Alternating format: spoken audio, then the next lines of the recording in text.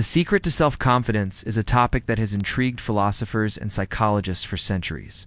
Something we all desire, but not everyone possesses. While it might seem like a trait some people are just born with, the truth is anyone can cultivate self-confidence. In this episode of our podcast, How to Be an Influencer, I want to explore what self-confidence really means, why it's so important, and how you can develop it. If you're new here, welcome. We release 2 episodes every week, one on this channel and one on our second channel.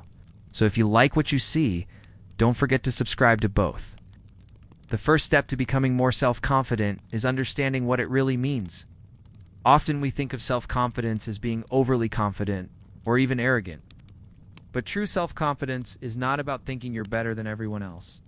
It's about having a strong sense of self-worth and believing in your own abilities while also being aware of your limitations. It's about accepting yourself for who you are, including your strengths and weaknesses. Self-confidence is the belief in your ability to succeed in various situations. It's knowing that you can overcome challenges and achieve your goals without needing constant reassurance from others. It's based on a realistic assessment of your skills and abilities, as well as your past experiences and accomplishments. Now let's talk about why self-confidence is so important.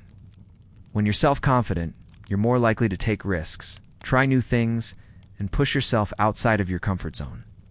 This can lead to new opportunities and experiences that you may have otherwise missed out on. Self-confidence also helps you deal with stress and setbacks more effectively. When you believe in yourself, you're more likely to see challenges as opportunities for growth rather than threats. You're able to bounce back from setbacks more quickly and stay focused on your goals. Furthermore, self-confidence makes it easier to build relationships with other people. When you're confident in yourself, you're more likely to be seen as trustworthy and likable. You're also more assertive, which means you can stand up for yourself and make your needs and opinions known. This can lead to more fulfilling and meaningful relationships. With so many benefits to self-confidence, it's clear that it's a quality worth developing. But how exactly do you become more self-confident? Let's look at a few tips. The first tip to becoming more self-confident is to work on building a positive self-image. This is the mental picture you have of yourself, and it can have a major impact on your confidence levels. Start by identifying any negative beliefs you have about yourself. These could be things like, I'm not good enough, or I always mess things up. Once you've identified these beliefs, challenge their validity. Ask yourself if there is any real evidence to support them, or if they read just limiting beliefs that are holding you back.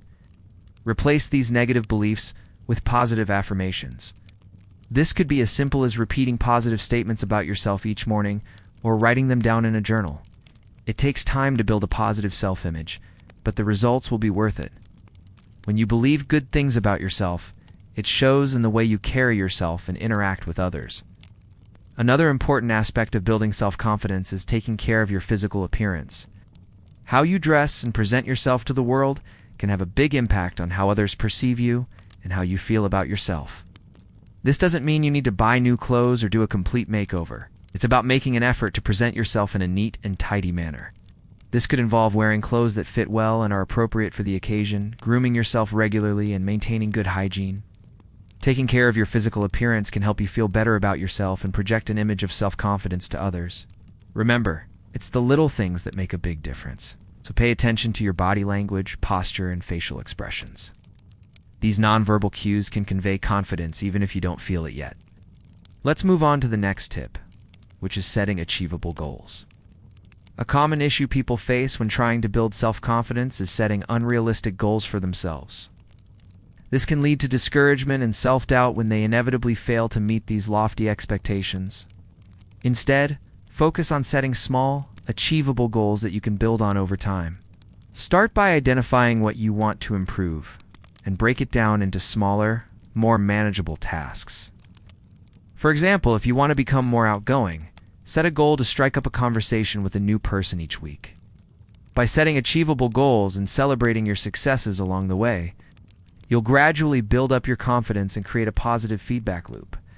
Remember, it's not about the size of your goals, but the consistent effort you put into achieving them. One of the most crucial aspects of building self-confidence is learning how to manage your emotions effectively. Emotions play a significant role in our daily lives and can either help or hinder us in achieving our goals. When faced with challenging situations, it's natural to experience negative emotions such as fear, doubt, and anxiety. However, allowing these emotions to consume and control us can lead to a lack of self-confidence and self-esteem. That is essential to learn how to manage your emotions and channel them in a positive and productive way. This can involve practicing mindfulness and meditation, seeking support from friends or loved ones, or even seeking professional help if needed. By developing emotional resilience and learning to manage your emotions effectively, you'll be better equipped to face challenges head-on and maintain a strong sense of self-confidence and self-esteem.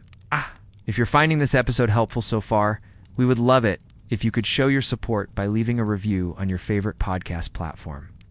Your feedback means the world to us and helps others discover our podcast. Now let's get back to the topic.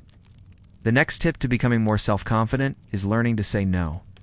This can be difficult, especially if you're a people pleaser, but it's essential to set boundaries and prioritize your own needs and goals. When you agree to do something you don't really want to do, you're essentially telling yourself that your needs and desires aren't important. Over time, this can erode your sense of self-confidence and self-worth. Learning to say no, on the other hand, allows you to focus on what truly matters to you and prevents you from spreading yourself too thin. It also teaches you to be assertive and stand up for yourself, which are both key components of self-confidence. Of course, saying no doesn't mean you should be dismissive or rude. It's important to be polite and respectful when declining requests, but don't be afraid to assert your needs and priorities. You can use phrases like, "I'm not able to help out this time," "but I really appreciate you asking," or "that sounds like fun, but I have other commitments at that time." Another important tip for building self-confidence is to practice positive self-talk. This is the internal dialogue you have with yourself, and it can have a major impact on your confidence levels when you're facing a challenge or setback. Your inner monologue can either help you stay positive and motivated, or cause you to feel discouraged and defeated. That SYS, important to be aware of your self-talk and make a conscious effort to challenge any negative thoughts that arise. Replace negative thoughts with positive affirmations and focus on your strengths and previous accomplishments. You can also use visualization techniques to imagine yourself succeeding at a task or challenge. Practicing positive self-talk takes time and effort, but the results can be truly transformative. When you start to believe in yourself and your abilities, it shows in the way you approach challenges and interact with others. Wrap up this episode. Remember that building self-confidence is a journey, not a destination, something you'll continue to work on throughout your life. Be patient with yourself and celebrate your progress along the way. Don't be afraid to seek support from friends, family, or professionals when needed. And most importantly, believe in yourself and your ability to succeed. Thank you for joining us on this episode of our podcast, How to Be an Influencer. If you enjoyed this episode and found it helpful, we'd love it if you could leave a review on your favorite podcast platform. Your feedback means the world to us and helps others discover our podcast. Don't forget to subscribe to both our channels for new episodes every week. And you can also follow us on social media to join our community of like-minded individuals. Until next time, keep building your confidence and pursuing your goals. We'll see you then.